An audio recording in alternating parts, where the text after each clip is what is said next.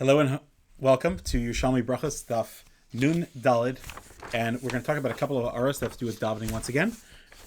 It's a new parak, and I'm going to leave you off with a couple of questions as well, as I always try to do. We're going to go to the bottom of Nun Gimel, where it says like this: Actually, Spalal.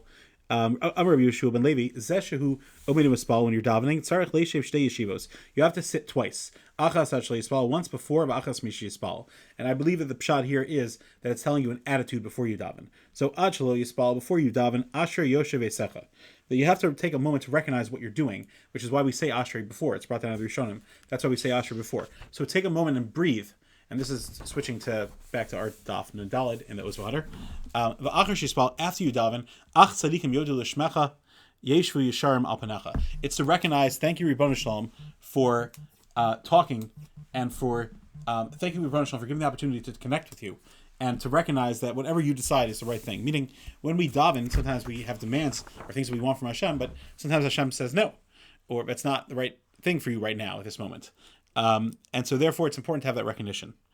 I want to talk about an interesting thing that might be a makar for a kind of chazal that is well known but not documented as to where it is.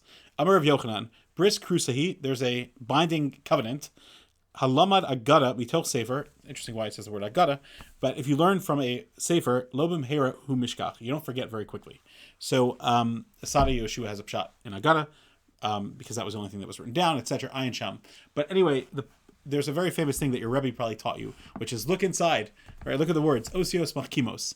And what the makar for this in Chazal is not so clear, but I would argue that this is clearly a makar. Because if you learn Mitoch HaSefer, Lo Mheru Hu Mishakach, the literally looking at it is what makes you remember it better. And that's Osios Machkimos, that it enlightens you, but also makes sure that you remember it.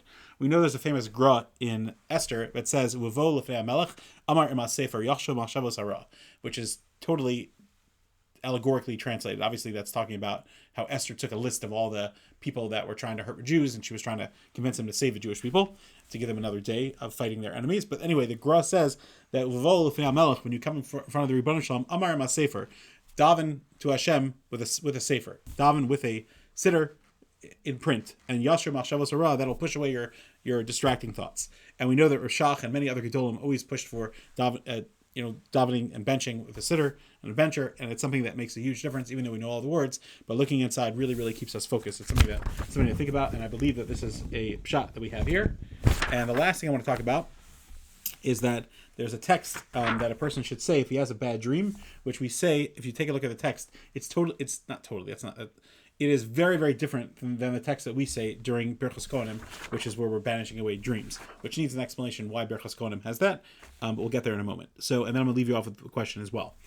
So it says that you daven to Hashem, and you say, the Gemara says that if you have a bad dream, you should say this. This is that Tava.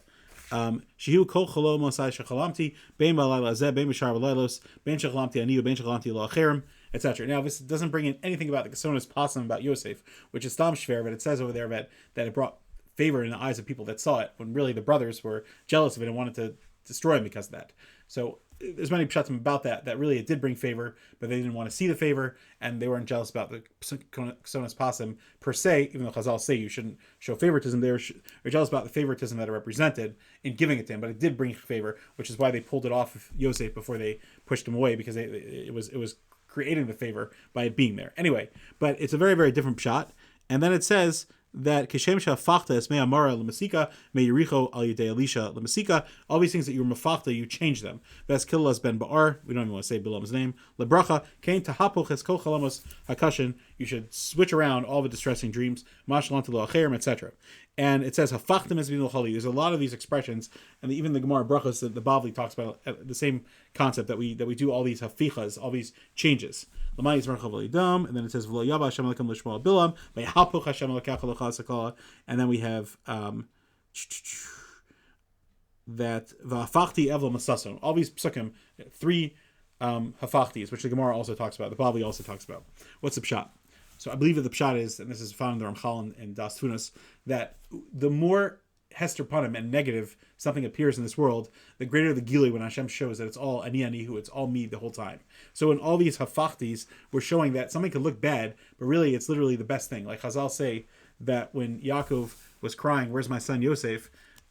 Meanwhile, and Yosef was crying, "Where's my family?" And look, I'm being sold to Egypt. Hashem says, "I'm planting the seeds of Melech HaMashiach right here. I'm bringing Klal Yisrael into Mitzrayim so they could get purified and they could come out and they could get the Torah. And I'm creating all these different. I'm creating the Geula. But in your short-sighted mind, you don't see that. You just see the pain, and that's the hafachti. We have to recognize that a lot of life is v'nahapachu, which is, it's not Purim time now, but that's the concept of Purim, that everything looked bad, but really everything was orchestrated and going in the path of Hashem. And I heard of Aaron Feldman speak last week, and he said, very beautiful idea, that when Yosef revealed himself to the brothers, it says, and the Medrash says 2 times this expression. The first shot is like the famous Brisker Rav, the famous Beis Halevi, that the pshat is that Yosef said to his brothers, "You're hypocrites. You tell me you care about my father. Where were you when you sold me? You're a hypocrite." That, like the Medrash says, that Hashem shows us that our words, everything we do, is hypocrisy. And you're claiming that you care about your father so much. Ani Yosef, why didn't you think about him when you sold me? So that's one famous pshat. But Rav Aaron Feldman added a very beautiful dimension to the second part of the Medrash. It seems to say the same thing, that no, Hashem showed them that it was wrong. That all these tightness we have on Hashem, why is this going wrong? Why is that going wrong? Really, Hashem was saying, I'm bringing the Geula. I'm bringing exactly what Klal Yisrael need to establish them in Mitzrayim, to move forward in life, in bringing the redemption. And that's everything that was happening was all orchestrated from Hashem. And that's the ultimate Gilui of Hashem. And the last thing I want to leave off with, which is my question for you, which is that the Mishnah says that if a Nachash wraps around someone's Afil Nachash Korechal Akebo, he shouldn't interrupt Shemon Esrei.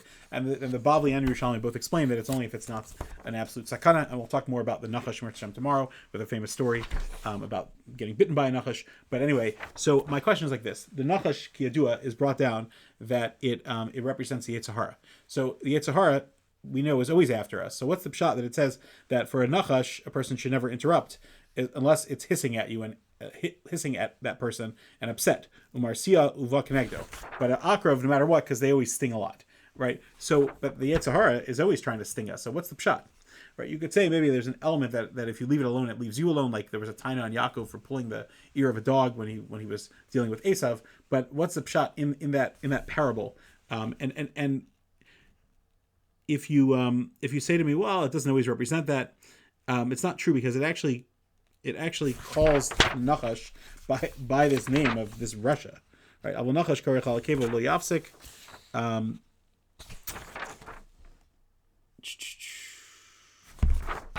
One thing I wanted to say is that in the Parak Shira, when it talks about the Nachash, I'll come back to my question in a moment. So it says, what's his pasuk? Somech Hashem l'chol hanoflim, zokef l'chol hakufufim. So obviously there's a samach, which represents Ra, like the Medrash says, and a nefila as well, l'chol hanoflim, right, which is the nefila, which is the Yetzer wants that. But it's also the hissing sound, right? Afilu nachash karach al kevel yafsik. It says, lo amru el karach avalim haya masriya uvakenegdo. If he was hissing masriya, you see all those words. Somech Hashem l'chol. Obviously, he's a nofel because he fell, and he's zokef. He used to be erect, and he wants Hashem to stand him up again. But the bottom line is that even the Yetzer Hara, the Zohar says, once is just serving Hashem. He's doing the job that Hashem gave us. So tzarachin a little bit to me. I have a little bit of drush explanation, but I would like to hear your opinions on what's the pshat that the Nachash, if it is not bothering you, and even if it's just wrapping itself around, then a person shouldn't interrupt, but it's only if it's hissing. And we know that the nature of a Nachash is like this. Again, not all of them, but many snakes, and a person should obviously be careful, but many snakes only respond if people run away or etc. So I'm asking, what's a pshat like that? By the way, it's a kevo is dafka, because the Yetzer Hara tries to get us in the place that Adam dash ba kevo, and also it's Yaakov, and Esav with a snake, etc. So that's also a lashon of Akev that is being muramis to this idea. So this is the battle. And I believe that I made a mistake. I think there's Lashonos in Chazal that call him, well, there's actually Yerushalmi that says, Berachos Hashem darche ish gam oivav yashlim. It calls the Nachash his enemy. I believe it calls him a Russia somewhere as well. I might have missed it. I believe that it was on this page as well. I will have to follow up with you tomorrow, with Shem. Yeah, Velasahu Rishia Zahirale. Is it not that snake guarding it? So he calls it a Rishia. Now, you could say it was in the context of that story, but you see that the snake is equivalent to evilness. All right, have a great day.